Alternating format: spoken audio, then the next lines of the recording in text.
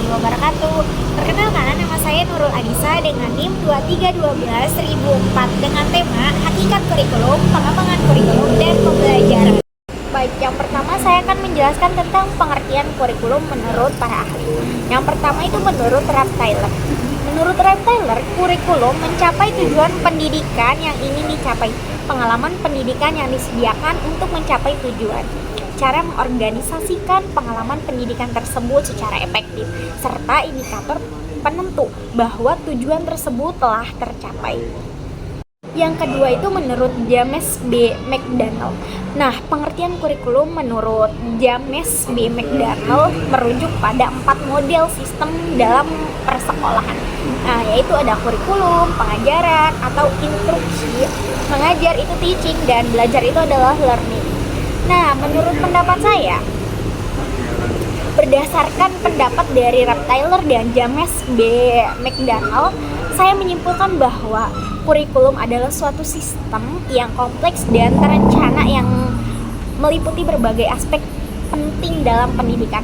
Kurikulum tidak hanya sekedar daftar mata pelajaran atau materi yang harus dipelajari, tetapi juga mencakup tujuan pendidikan yang ingin dicapai, pengalaman belajar yang dirancang untuk mencapai tujuan tersebut. Nah, cara mengorganisasikan pengalaman belajar secara efektif dan alat ukur untuk mengukur apakah tujuan pendidikan telah tercapai. Selanjutnya, tujuan kurikulum. Yang pertama, ada tujuan pendidikan nasional. Ini adalah tujuan paling besar dan umum. Ibaratnya ini adalah cita-cita bangsa tentang bagaimana seharusnya pendidikan itu. Tujuan jadi acuan untuk semua jenis pendidikan, baik di sekolah, di rumah, maupun di tempat lain. Yang kedua, ada tujuan sekolah. Nah, setiap sekolah punya tujuan khususnya sendiri. Misalnya, ada sekolah yang fokus pada agama, ada yang fokus pada seni, dan sebagainya. Nah, tujuan sekolah ini harus sesuai dengan tujuan pendidikan nasional, tapi juga punya ciri khasnya sendiri. Nah, yang selanjutnya tujuan mata pelajaran. Jadi setiap mata pelajaran seperti matematika, bahasa Indonesia, atau IPA punya tujuannya masing-masing. Nah, tujuan ini adalah apa yang diharapkan bisa dikuasai siswa setelah belajar mata pelajaran tersebut. Yang terakhir itu ada tujuan pembelajaran. Ini adalah tujuan yang paling kecil dan spesifik. Tujuan pembelajaran adalah apa yang ingin dicapai guru dalam satu kali pertemuan atau beberapa kali pertemuan. Misalnya setelah belajar tentang sistem pencernaan, siswa diharapkan bisa menjelaskan organ-organ pencernaan dan fungsinya. Selanjutnya itu ada peran kurikulum. Yang pertama itu penjaga tradisi. Nah, jadi kurikulum berperan seperti mesin waktu yang menjaga nilai-nilai dan budaya baik dari masa lalu agar tidak hilang. Nah, nilai-nilai luhur ini kemudian diwariskan kepada generasi muda melalui pembelajaran di sekolah. Yang kedua, pengembangan kreativitas. Nah, kurikulum juga berperan sebagai pembangkit ide. Kurikulum harus mendorong siswa untuk berpikir kreatif, menciptakan hal-hal baru, dan berinovasi sesuai dengan perkembangan zaman. Sekolah bertanggung jawab untuk mengembangkan kemampuan pada siswa. Selanjutnya ada filter informasi. Nah, ibaratnya itu kayak penyaring informasi. Nah, jadi kurikulum itu membantu siswa untuk membedakan mana nilai dan budaya yang masih relevan dan mana yang tidak. Tidak semua hal dari masa lalu harus dipertahankan. Kurikulum membantu siswa untuk berpikir kritis dan mengevaluasi informasi sehingga mereka bisa memilih mana yang bermanfaat untuk kehidupan mereka. Nah, jadi singkatnya, kurikulum itu penting karena membantu siswa tidak hanya pintar, tapi juga punya karakter yang baik, kreatif, dan kritis. Kurikulum memastikan bahwa siswa belajar hal-hal yang berguna untuk hidup mereka, baik yang berasal dari masa lalu maupun yang sesuai dengan perkembangan zaman. Selanjutnya itu ada fungsi kurikulum. Yang pertama, mengembangkan cara berpikir. Kurikulum membantu siswa untuk berpikir lebih baik dan memecah masalah. Ibaratnya kurikulum melatih otak siswa agar lebih tajam dan kreatif. Yang kedua, mengenal diri sendiri. Kurikulum membantu siswa untuk menemukan bakat minatnya. Kurikulum memberikan kesempatan bagi siswa untuk mengembangkan dirinya sesuai dengan potensi yang mereka miliki. Yang ketiga, berkontribusi untuk masyarakat. Nah, kurikulum itu membekali siswa dengan pengetahuan dan keterampilan yang membutuhkan untuk menjadi anggota masyarakat yang baik. Nah, kurikulum mendorong siswa untuk tidak hanya menerima keadaan, tetapi juga berkontribusi untuk membuat kehidupan menjadi lebih baik. Yang keempat itu bekal untuk masa depan. Kurikulum memberikan siswa pengetahuan yang akan berguna di kemudian hari. Kurikulum mempersiapkan siswa untuk menghadapi tantangan dan meraih kesuksesan di era modern ini. Jadi singkatnya tuh kurikulum itu penting karena membantu siswa untuk menjadi pintar, kreatif, percaya diri, dan berguna bagi masyarakat. Kurikulum itu memastikan bahwa siswa belajar hal-hal yang relevan dan dibutuhkan untuk menghadapi masa depan. Selanjutnya, manfaat kurikulum. Yang pertama, panduan untuk guru. Kurikulum membantu guru dalam merencanakan dan melaksanakan kegiatan mengajar. Di dalam kurikulum, guru bisa melihat apa saja yang perlu diajarkan, bagaimana cara mengajarkannya, dan bagaimana cara menilai hasil belajar siswa. Yang kedua, meningkatkan mutu pembelajaran. Dengan kurikulum yang baik, guru dapat mengajar dengan lebih teratur dan efektif. Hal ini akan membuat siswa lebih mudah memahami pelajaran dan pada akhirnya meningkatkan hasil belajar mereka. Yang ketiga, mencapai tujuan pendidikan. Kurikulum dibuat untuk mencapai tujuan-tujuan pendidikan yang telah ditentukan. Dengan belajar sesuai kurikulum, diharapkan siswa dapat memiliki pengetahuan, keterampilan, dan sikap yang sesuai dengan harapan. Yang terakhir, pendidikan yang adil. Kurikulum yang baik memastikan bahwa semua siswa tanpa memandang latar belakang mereka memiliki kesempatan yang sama untuk belajar dan meraih hasil yang baik.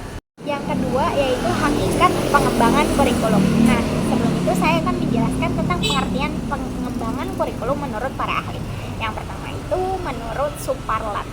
Pengembangan kurikulum adalah proses perencanaan dan penyusunan kurikulum oleh pengembang kurikulum atau kurikulum developer, dan kegiatan yang dilakukan agar kurikulum yang dihasilkan dapat menjadi bahan ajar dan acuan yang digunakan untuk mencapai tujuan pendidikan. Yang kedua itu menurut Nana Syawadih Sikmadinata, menyebutkan pengembangan kurikulum merupakan perencana, pelaksanaan, penilai, dan pengembang kurikulum sebenarnya. Suatu kurikulum diharapkan memberikan landasan, isi, dan menjadi pedoman bagi pengembang kemampuan siswa secara optimal sesuai dengan tuntutan dan tantangan pengembangan masyarakat.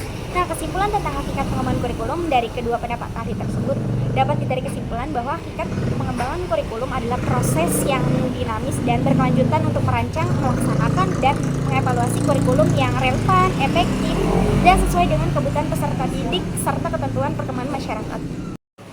Selanjutnya, tujuan pengembangan kurikulum. Yang pertama, membuat siswa lebih mengenal lingkungan. Kurikulum bertujuan agar siswa lebih memahami lingkungan sekitarnya, baik lingkungan alam seperti gunung, sungai, hutan, lingkungan sosial seperti keluarga, teman, masyarakat, maupun lingkungan budaya seperti adat istiadat dan kesenian. Yang kedua, membuat siswa nyaman dengan lingkungan. Nah, kurikulum ingin membuat siswa merasa nyaman dan tidak asing dengan lingkungannya. Dengan mengenal lingkungan, siswa diharapkan bisa berinteraksi dan beradaptasi dengan baik di lingkungannya. Yang ketiga, membantu siswa memecahkan masalah. Nah, kurikulum membekali siswa dengan pengetahuan dan keterampilan yang dibutuhkan untuk memecahkan masalah yang mereka temui di lingkungan sekitar. Misalnya, bagaimana cara menjaga kebersihan lingkungan, bagaimana cara berinteraksi dengan orang lain, atau bagaimana cara melestarikan budaya. Selanjutnya, peran pengembangan kurikulum. Yang pertama, peran konservatif kurikulum adalah untuk memastikan nilai-nilai luhur masyarakat tetap hidup dan tidak tergerus oleh perubahan zaman. Nah, kurikulum menjadi tameng untuk menjaga identitas dan budaya masyarakat. Yang kedua, peran kreatif kurikulum adalah untuk menciptakan hal-hal baru yang relevan dengan perkembangan zaman dan kebutuhan masyarakat, sehingga siswa dapat mengembangkan potensi mereka dan berkontribusi aktif dalam kehidupan masyarakat. Yang ketiga, peran kritis dan evaluatif kurikulum adalah untuk memastikan bahwa nilai-nilai dan budaya yang diwariskan relevan dan bermanfaat bagi siswa, serta mendorong siswa untuk berpikir kritis dan menghadapi perubahan zaman. Yang selanjutnya, fungsi pengembangan kurikulum. Yang pertama ada membantu menyesuaikan diri. Kurikulum membantu siswa untuk bisa beradaptasi dengan lingkungan sekitar, baik di sekolah maupun di masyarakat. Yang kedua, menyatukan berbagai hal. Nah, kurikulum membantu siswa untuk mengembangkan diri menjadi pribadi yang utuh dengan pengetahuan dan keterampilan yang seimbang. Yang ketiga, memperhatikan perbedaan. Kurikulum mengakui bahwa setiap siswa itu unik. Kurikulum membantu guru untuk memberikan pelajaran yang sesuai dengan kebutuhan dan minat masing-masing. Yang keempat, mempersiapkan masa depan. Kurikulum membekali siswa dengan pengetahuan dan keterampilan yang dibutuhkan untuk melanjutkan pendidikan ke jenjang yang lebih tinggi atau untuk bekerja. Selanjutnya, memberikan pilihan. Kurikulum memberikan kesempatan kepada siswa untuk memilih pelajaran atau kegiatan yang sesuai dengan minat dan bakat mereka. Yang terakhir, mengenali potensi diri. Kurikulum membantu siswa untuk mengenali kekuatan dan kelemahan diri mereka, sehingga mereka dapat mengembangkan potensi yang dimiliki secara maksimal. Yang selanjutnya, kurikulum development. Yang pertama, pengertian kurikulum development adalah posisi yang fokus pada perancangan dan pengembangan kurikulum serta materi pembelajaran. Nah, yang kedua itu ada contoh kurikulum development adalah pengembangan kurikulum berbasis kompetisi, yaitu kurikulum sekolah menengah kejuruan atau SMK yang berfokus pada pengembangan keterampilan spesifik sesuai dengan bidang keahlian seperti teknik, pariwisata, dan kesehatan. Baik, selanjutnya yaitu tentang kurikulum improvement. Pengertian kurikulum improvement adalah pengembangan kurikulum menyiratkan perubahan dan perbaikan. Nah, perbaikan kurikulum itu disebut kurikulum improvement. Selanjutnya contoh kurikulum improvement. Sebuah sekolah menyadari bahwa siswa mereka kurang memiliki keterampilan berpikir kritis. Nah, mereka memutuskan untuk memperbaiki kurikulum dengan menambahkan lebih banyak kegiatan diskusi kelompok, studi kasus, dan proyek penelitian. Yang selanjutnya ada kurikulum implementation atau implementasi kurikulum. Yang pertama itu pengertian kurikulum implementation adalah menerjemahkan rencana ke dalam tindakan. Nah, contoh kurikulum implementation yaitu setelah kurikulum diperbaiki, sekolah melaksanakan kurikulum baru tersebut di kelas. Selanjutnya itu kurikulum evaluation. Yang pertama itu pengertian kurikulum evaluation adalah tahap akhir pengembangan di mana hasil dinilai dan keberhasilan dari peserta didik dan program ditentukan. Yang kedua, contoh kurikulum evaluation. Jika evaluasi menunjukkan bahwa kurikulum tersebut berhasil, mereka akan terus menggunakannya. Jika tidak, mereka mungkin perlu melakukan perbaikan lebih lanjut. Baik, selanjutnya tentang hakikat pembelajaran. Pengertian pembelajaran menurut para ahli. Yang pertama, Jean Piaget, yaitu proses konstruksi yang melibatkan pengorganisasian informasi dan pengalaman ke dalam struktur kognitif yang ada. Yang kedua itu menurut D.F. Skinner, perubahan tingkah laku yang relatif permanen yang menjadi sebagai hasil dari pengalaman. Menurut pendapat saya dari keduanya adalah belajar itu harus lengkap, pikiran, perasaan, dan tindakan harus berjalan bersamaan. Sekolah harus menyenangkan, penuh tantangan, dan peduli pada siswa agar mereka bisa menjadi yang terbaik. Selanjutnya itu tujuan pembelajaran. Yang pertama, memberi contoh tentang bagaimana melakukan umpan bola voli kepada peserta didik. Ini contoh tujuan pembelajaran yang menggambarkan aktivitas guru. Yang kedua, tujuan pembelajaran peserta didik akan mempraktikkan umpan atas dalam bola voli. Ini contoh tujuan pembelajaran yang menggambarkan aktivitas peserta didik. Nah, selanjutnya peserta didik dapat melakukan umpan atau secara efektif kepada pemain di garis depan. Ini merupakan contoh tujuan pembelajaran yang tepat karena menggambarkan hasil dari proses pembelajaran. Selanjutnya, ruang lingkup pembelajaran. Nah, ruang lingkup metode pembelajaran mencakup berbagai aspek yang berkaitan dengan proses pengajaran dan pembelajaran. Sebuah metode pembelajaran yang baik harus dapat mempertimbangkan berbagai karakteristik siswa seperti kebutuhan belajar, minat, motivasi, bakat, dan kemampuan kognitif. Selain itu, metode pembelajaran juga harus dapat memfasilitasi penguasaan konsep dan keterampilan yang diperlukan oleh siswa. Selanjutnya, manfaat pembelajaran. Yang pertama, memudahkan dalam mengkomunikasikan maksud kegiatan belajar mengajar kepada siswa, sehingga siswa dapat melakukan perbuatan belajarnya secara lebih mandiri. Yang kedua, memudahkan guru memilih dan menyusun bahan ajar. Yang ketiga, membantu memudahkan guru menentukan kegiatan belajar dan media pembelajaran. Yang terakhir, memudahkan guru mengadakan penilaian. Selanjutnya, ciri-ciri pembelajaran abad 21. Yang pertama ada critical thinking atau berpikir kritis. Ini bukan sekedar menghafal fakta, tapi lebih kepada kemampuan untuk yang pertama, menganalisis informasi secara mendalam. 2. Mengidentifikasi masalah dan mencari solusinya. Yang ketiga, mengevaluasi bukti dan membuat keputusan yang tepat. Yang keempat, bertanya dan mencari tahu lebih banyak. Yang terakhir, tidak mudah percaya begitu saja pada informasi yang diterima. Yang kedua, creativity atau kreativitas, kemampuan untuk yang pertama berpikir di luar kotak dan menghasilkan ide-ide baru. Yang kedua, memecahkan masalah dengan cara yang inovatif. Yang ketiga, menemukan solusi yang unik dan original. Yang keempat, berani mencoba hal-hal baru dan mengambil resiko. Yang ketiga yaitu collaboration atau kolaborasi. Nah, kemampuan untuk yang pertama bekerja sama secara efektif dalam tim. Yang kedua, berbagi ide dan pengetahuan dengan orang lain. Yang ketiga, menghargai pendapat dan perspektif. Yang keempat, belajar dari orang lain dan memberikan kontribusi. Yang kelima, mencapai tujuan bersama melalui kerjasama. Yang keempat ada communication atau komunikasi. Kemampuan untuk yang pertama, menyampaikan ide dan informasi secara jelas dan efektif. Yang kedua, mendengarkan dengan aktif dan memahami orang lain. Yang ketiga, menggunakan berbagai media komunikasi dengan tepat. Yang keempat, bernegosiasi dan memecahkan konflik. Yang kelima, membangun hubungan yang baik dengan orang lain. Nah, pembelajaran abad ke-21 menekankan pada pengembangan keterampilan-keterampilan ini agar siswa siap menghadapi tantangan dan peluang di era global. Ini bukan hanya tentang menguasai materi pembelajaran, tapi juga tentang bagaimana berpikir, berkreasi, bekerja sama, dan berkomunikasi secara efektif. Materi yang keempat yaitu tentang kurikulum ideal dan aktual. Yang pertama, pengertian kurikulum ideal. Menurut para ahli, yang pertama, menurut Harlan D. Alberti, kurikulum sebagai semua kegiatan yang diberikan kepada siswa di bawah tanggung jawab sekolah. Yang kedua, menurut Saylor, Alexander, dan Lewis, kurikulum sebagai segala upaya sekolah untuk mempengaruhi siswa supaya belajar baik dalam ruangan, kelas, maupun di halaman sekolah ataupun di luar. Menurut saya, kurikulum ini adalah jantungnya pendidikan. Kurikulum yang baik adalah kurikulum yang relevan dengan kebutuhan siswa dan perkembangan zaman, serta dirancang untuk mengembangkan potensi siswa secara holistik baik akademik, sosial, maupun emosional.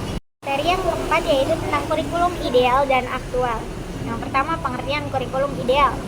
Menurut para ahli, yang pertama, menurut Harlan D. Alberti, kurikulum sebagai semua kegiatan yang diberikan kepada siswa di bawah tanggung jawab sekolah.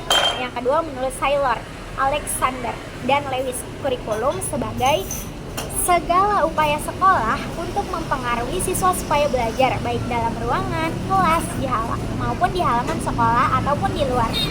Menurut saya, kurikulum ini adalah jantungnya pendidikan. Kurikulum yang baik adalah kurikulum yang relevan dengan kebutuhan siswa dan perkembangan zaman, serta dirancang untuk mengembangkan potensi siswa secara holistik baik akademik, sosial, maupun emosional. Jadi contoh kurikulum ideal itu, belajar itu menyenangkan, guru adalah ibarat sahabat, semua murid hebat, sekolah adalah rumah kedua yang tadi belajar untuk masa depan. Baik, selanjutnya pengertian kurikulum aktual menurut para ahli. Yang pertama, menurut Beckham dalam Sukmadinata, kurikulum sebagai definisi dalam Undang-Undang Nomor 20 Tahun 2003 sebagaimana dijelaskan sebelumnya. Bentuk dari kurikulum ideal ini biasanya berbentuk dokumen yang berupa dokumen kurikulum induk, silabus, dan rencana pelaksanaan pembelajaran atau RPP. Yang kedua itu menurut Alexander dalam Susilana. Alexander tampaknya lebih mengedepankan kurikulum sebagai kesempatan belajar sebagai upaya untuk mencapai tujuan pembelajaran. Nah, menurut saya kedua definisi ini saling melengkapi. Beckham lebih menekankan pada aspek perencanaan dan dokumentasi kurikulum, sementara Alexander lebih fokus pada pengalaman belajar siswa. Nah, contoh kurikulum aktual yaitu buku pelajaran, kegiatan pembelajaran di kelas, dan penilaian. Materi yang terakhir yaitu hidden curriculum. Pengertian hidden curriculum menurut para ahli. Yang pertama, menurut Philip W. Jackson, hidden curriculum adalah aturan-aturan sosial dan perilaku yang diharapkan tetapi tidak tertulis. Yang kedua, menurut Dede Rosiada, mengungkapkan definisi hidden curriculum yaitu kurikulum yang tidak menjadi bagian untuk dipelajari, yang secara lebih definisi digambarkan sebagai berbagai aspek dari sekolah di luar kurikulum, tetapi mampu memberikan pengaruh dalam perubahan nilai, persepsi, dan perilaku siswa. Nah, menurut saya dari kedua definisi ini memiliki inti yang sama, yaitu hidden curriculum sebagai sesuatu yang tidak tertulis dan tidak diajarkan secara formal, tetapi memiliki pengaruh yang signifikan terhadap perkembangan siswa. Selanjutnya, contoh hidden curriculum. Ketika siswa dalam satu sekolah tidak masuk sekolah karena sakit, maka guru kelas berinisiatif untuk mengajak siswa-siswa yang lain menjenguk guna menghibur dan mendoakan agar segera cepat sembuh dan bisa masuk sekolah kembali. Perilaku seperti ini adalah cerminan sekolah yang menerapkan prinsip hidden curriculum yang mampu memberikan keteladanan mengenai nilai-nilai budi pekerti yang luhur kepada siswa. Selanjutnya, manfaat kurikulum. Perilaku yang baik kepada peserta didik, karakter seorang guru berpengaruh kepada peserta didik, baik dalam proses pembelajaran maupun di luar kelas. Peserta didik sangat cepat meniru apa yang dicontohkan oleh seorang guru. Karakter yang baik maka akan dicontoh peserta didik dengan baik. Begitu juga dengan karakter yang jahat, maka peserta didik juga dapat mencontohkan karakter yang jahat.